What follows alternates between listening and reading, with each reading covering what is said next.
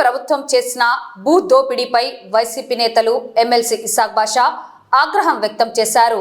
గుంటూరు జిల్లా మంగళగిరి నియోజకవర్గం చిన్న కాకాని గ్రామంలో ఇండస్ట్రియల్ పార్క్ పేరుతో అంజుమాన్ ఏ ఇస్లామియా సంస్థకు చెందిన 71 ఎకరాల 57 సెంట్ల భూమిని కూటమి ప్రభుత్వం స్వాధీనం చేసుకోవడాన్ని ఆయన తీవ్రంగా ఖండించారు. నేడు పీజీఆర్ఎస్ కార్యక్రమంలో కూటమి ప్రభుత్వం తీసుకున్న నిర్ణయాన్ని వెనక్కి తీసుకోవాలని కోరుతూ అధికారులకు వినతి పత్రం అందజేశారు. ఈ సందర్భంగా ఎమ్మెల్సీ ఇసాక్ బాషా మాట్లాడుతూ గుంటూరు జిల్లా మంగళగిరి నియోజకవర్గంలోని చిన్న కాకాని గ్రామంలో ఇండస్ట్రియల్ పార్క్ పేరుతో గుంటూరు అంజుమాన్ ఏ ఇస్లామియా సంస్థకు చెందిన 71 ఎకరాల 57 సెంట్ల భూమిని స్వాధీనం చేసుకోవడం పూర్తిగా అన్యాయమని ఆయన తీవ్రంగా ఖండించారు. ఈ తరహా చర్యలే కొనసాగితే రాబోయే రోజుల్లో వక్ఫ్ భూములు, క్రిస్టియన్ మైనార్టీలకు చెందిన స్థలాలు, ఇతర మతాలకు సంబంధించిన ఆస్తులు కూడా దోపిడీకి గురయ్యే ప్రమాదం ఉందని హెచ్చరించారు. జగనన్న ప్రభుత్వం అధికారంలోకి వచ్చిన వెంటనే ఈ అన్యాయ స్వాధీనాలను పూర్తిగా వెనక్కి తీసుకుంటామని హామీ ఇచ్చారు.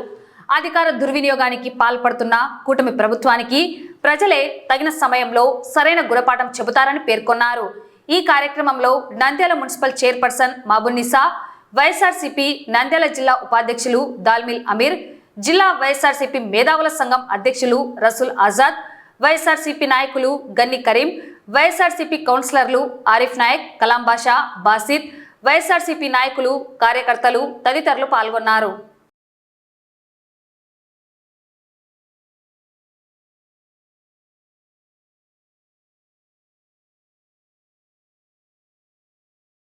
ఈరోజు నంద్యాల కలెక్టర్ ఆఫీస్లో ఈ కూటమి ప్రభుత్వం చేస్తున్నటువంటి ఇంకొక అరాచకం గురించి దాన్ని ఆపే ఉద్దేశంతో మేము ఇక్కడ మెమొరాండం ఇవ్వడం జరిగింది.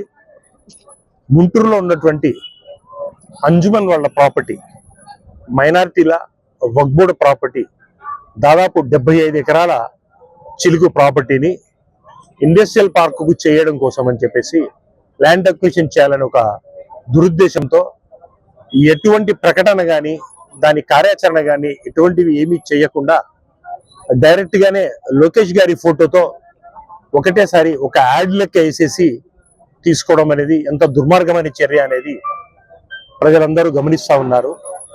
మా వక్ఫ్ బోర్డు ప్రాపర్టీలు కానీ, అంజుమన్ ప్రాపర్టీలు కానీ, మైనార్టీలకు సంబంధించిన ఏ ప్రాపర్టీ కానీ మీరు తీసుకోవడానికి మేము ఒప్పుకోము. ఎట్టి పరిస్థితుల్లో మా ప్రాపర్టీలు మేము కాపాడుకోవడానికి ఎంత దూరమైనా ఎంతవరకైనా పోరాడదామని చెప్పేసి మీ ద్వారా తెలుపుతా ఉన్నాను. ఈ కూటమి ప్రభుత్వము అన్యాక్రాంతంగా ఈ రకంగా చేయడము, మళ్ళీ కల్లిబుల్లి మాటలు చెప్పి ఇండస్ట్రియల్ పార్క్ డెవలప్ అవుతా ఉంది కదా అని చెప్పడము మాకేం అర్థం కావట్లేదు. ఆల్రెడీ అమరావతి కోసము ఎన్నో ఎకరాలు మీరు ల్యాండ్ అక్విజిషన్ కింద, ల్యాండ్ పూలింగ్ కింద తీసుకున్నారు. అదే రకంగా తీసుకోవచ్చు కదా ఇండస్ట్రియల్ పార్క్ కూడా. మీకు కళ్ళకు అత్యంత విలువైనటువంటి ఈ అంజుమన్ ప్రాపర్టీనే కనపడిందా మీకు? నేను సూటిగా మిమ్మల్ని అడుగుతా ఉన్నాను. దీన్ని రాష్ట్ర వ్యాప్తంగా మేము ఉద్యమం చేస్తాము.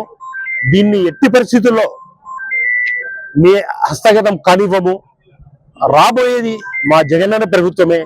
ఇటువంటి దురాఘాతాలకు స్వస్తి పలికి జగనన్న ప్రభుత్వము ప్రజలకు మంచి కోరే రకంగా చేస్తుందని చెప్పేసి మీ ద్వారా తెలుపుతూ, మా జగనన్న ప్రభుత్వం వస్తానే ఇవన్నీ ఈ ఆర్డర్స్ అన్ని రద్దు చేసేసి దాన్ని అంజుమన్ ప్రాపర్టీగానే ఉండే రకంగా చేసి అన్ని రకాలుగా దాన్ని ఇంకా డెవలప్ చేసి మైనార్టీ సంస్థలకు అన్నిటికీ, వక్ఫ్ బోర్డు సంస్థలకు అన్నిటికీ వాళ్ళ ప్రాపర్టీస్ వాళ్ళకు ఉండే రకంగా అన్ని రకాలుగా రక్షణ కల్పించే రకంగా మా జగన్ ప్రభుత్వం ద్వారా చేస్తామని చెప్పేసి మీ ద్వారా తెలుపుతా ఉన్నాను. ఈ కూటమి ప్రభుత్వానికి ఇటువంటి దుర్మార్గమైన చర్యలు చేస్తే మాత్రం మీకు ప్రజలు సరైన టైంలో సరైన సమాధానం చెప్తారని మీ ద్వారా తెలుపుకుంటాను. నమస్కారం. ఈ రోజు మనం చూస్తుంటే కూటమి ప్రభుత్వం మైనార్టీస్ కి మంచి చేస్తానని చెప్పి కూటమి ప్రభుత్వము అధికారంలోకి వచ్చిన తర్వాత మైనార్టీల ద్రోహి అని చెప్పుకోవడానికి ఎక్కడా మనము ఇబ్బంది పడాల్సిన అవసరం లేదు. ఎందుకంటే మైనార్టీస్ ఎప్పుడుకి వాళ్ళు ద్రోహం చేస్తూనే ఉన్నారు. దాంట్లో భాగంగానే ఈ రోజు గుంటూరులో అంజుమన్ ప్రాపర్టీని కొన్ని 75 ఎకరాలు పైన కొన్ని వేల కోట్ల ప్రాపర్టీని ఈ రోజు కబ్జా చేయాలని చూస్తున్నారు. అంటే డెవలప్మెంట్ పేరు మీద తీసుకోవాలని చూస్తున్నారు. దాంట్లో ఏదైనా మైనార్టీస్ కి ఉపయోగపడేలాగా షాదీఖానాలు కానివ్వండి, ఇలాంటి యాక్టివిటీస్ చేసి దానికి వచ్చే ప్రాపర్టీలకు వచ్చే ఆదాయంతో మైనార్టీకి ఇంకా ఎదిగే విధంగా కృషి చేయాలి తప్ప ఆ ప్రాపర్టీస్ ని గవర్నమెంట్ స్వాధీనం చేసుకోవాలనేది మంచి పద్ధతి కాదు. మీకు కావాలంటే నిజంగా అమరావతిలో ల్యాండ్ పుల్లింగ్ చేసిన విధంగా తీసుకొని ఇంకా కొన్ని ఎక్కడైనా ఆస్తులు తీసుకొని డెవలప్మెంట్ కి కృషి చేయాలి తప్ప మైనార్టీ ప్రాపర్టీస్ ని తీసుకోవాలనేది మంచి పద్ధతి కాదు. దీంట్లో భాగంగానే రాష్ట్ర వ్యాప్తంగా మైనార్టీస్ కి ఎప్పుడు అండగా ఉంటున్న మా జగన్మోహన్ రెడ్డి గారి ఆదేశాల మేరకు వైఎస్ఆర్సీపీ మైనార్టీలకు అండగా ఉంటుంది. మైనార్టీల తరఫున పోరాడుతుంది. ఆ ప్రాపర్టీని ఎక్కడ నిర్వియోగం కాకుండా చూస్తుందని ఈ సందర్భంగా తెలియజేసుకుంటూ ప్రాపర్టీని కాపాడాల్సిందిగా కోరుకుంటున్నాను. ఈ రోజు వైఎస్ఆర్ కాంగ్రెస్ పార్టీ తరఫున రాష్ట్ర వ్యాప్తంగా జరుగుతున్న నిరసన కార్యక్రమంలో భాగంగా మరి నంద్యాల జిల్లా కలెక్టర్ ఆఫీస్ నందు మెమరాండం ఇవ్వడానికి కోసం, మరి వినతి పత్రం ఇవ్వడానికి కోసం ఈ రోజు ఇక్కడ మేమందరం జమ కావడం జరిగింది. రాష్ట్రంలో ఈ కూటమి ప్రభుత్వం రాక్షస పాలన చేస్తుంది. ఎక్కడ చూసినా అన్యాయాలు, అక్రమాలు, మానభంగాలు, మర్డర్లు, దోపిడీలు, అదేవిధంగా దౌర్జన్యాలు జరుగుతున్నాయి. అందులో భాగంగానే మరి మంగళగిరి ప్రాంతంలో దాదాపు వక్ఫ్ బోర్డుకు సంబంధించినది, అంజుమన్ సంబంధించిన స్థలము 71 ఎకరాల 56 సెంట్లు మరి ఈ ప్రభుత్వం ఎటువంటి నోటీసులు ఇవ్వకుండా, మరి ఆ వక్ఫ్ బోర్డుకి ఎటువంటి ఇంటిమేషన్ ఇవ్వకుండా మరి అన్యాయంగా తీసుకోవడానికి ప్రయత్నం చేస్తుంది. దాన్ని నిలపడం కోసమే మరి ఈ రోజు మేమందరము ఈ నిరసన కార్యక్రమం చేపట్టడం జరుగుతుంది. భారతదేశంలో దాదాపు 900 సంవత్సరాల క్రితం నుండి ఈ వక్ఫ్ బోర్డు భూములు ఉన్నాయి. ఆంధ్రప్రదేశ్ లో దాదాపు 600 సంవత్సరాల నుండి ఈ వక్ఫ్ బోర్డు భూములు ఉండడం జరుగుతుంది. ఈ వక్ఫ్ అంటే ఏంది?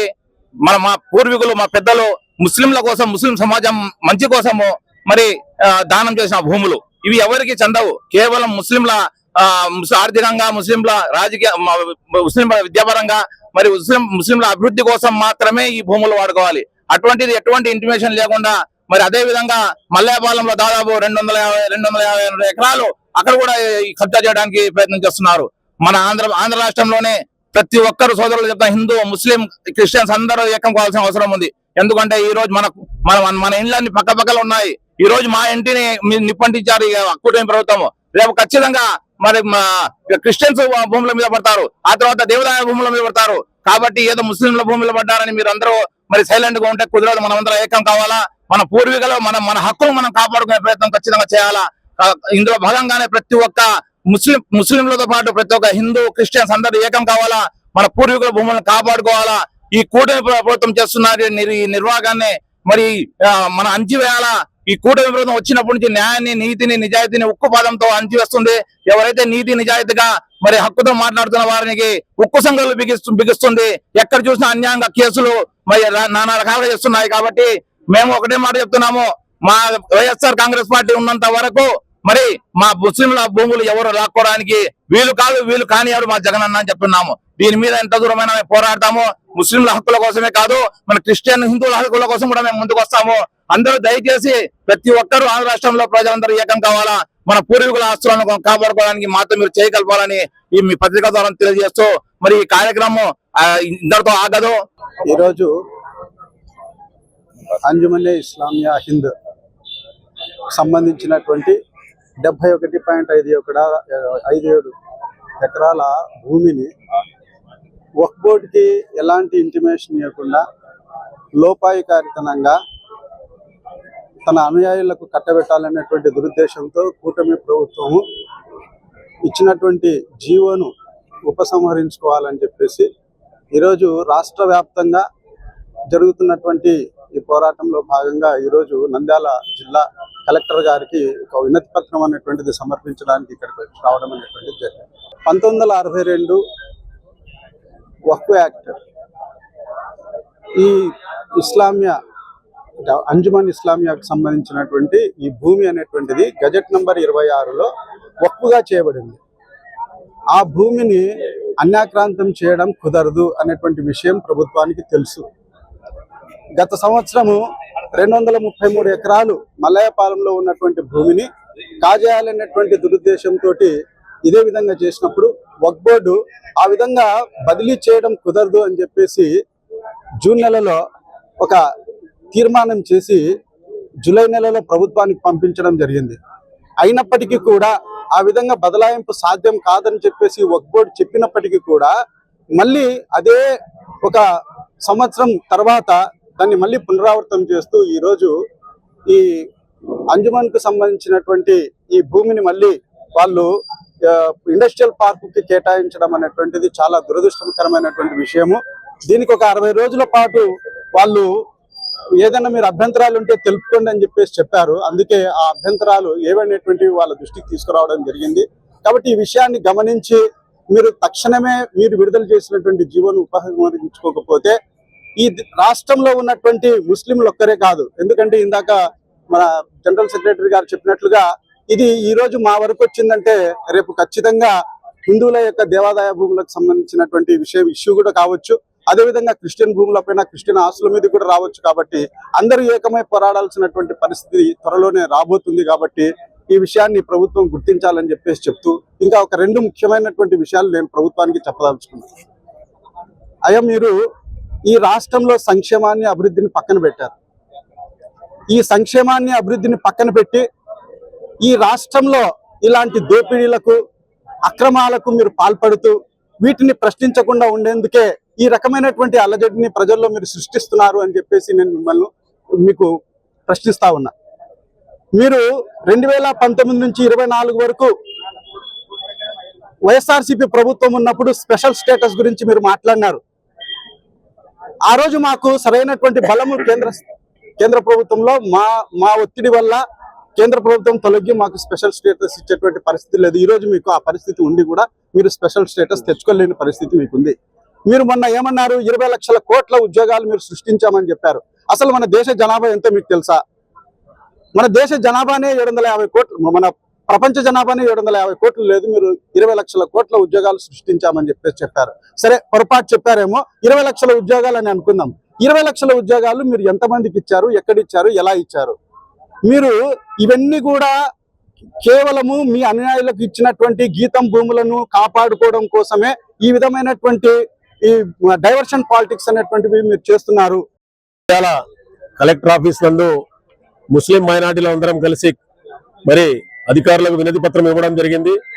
వినతి పత్రంలో ఉన్నటువంటి అంశం ఏమనగా ఆంధ్ర రాష్ట్రంలో ముస్లిం మైనార్టీలకు అదేవిధంగా ముస్లిం మైనార్టీల ఆస్తులకు రక్షణ లేకుండా పోయింది ఈ కూటమి ప్రభుత్వంలో అని చెప్పేసి తెలియజేసే దానికోసమే ఈ రోజు మేము ఇక్కడ మెమరాండం ఇవ్వడం జరిగింది.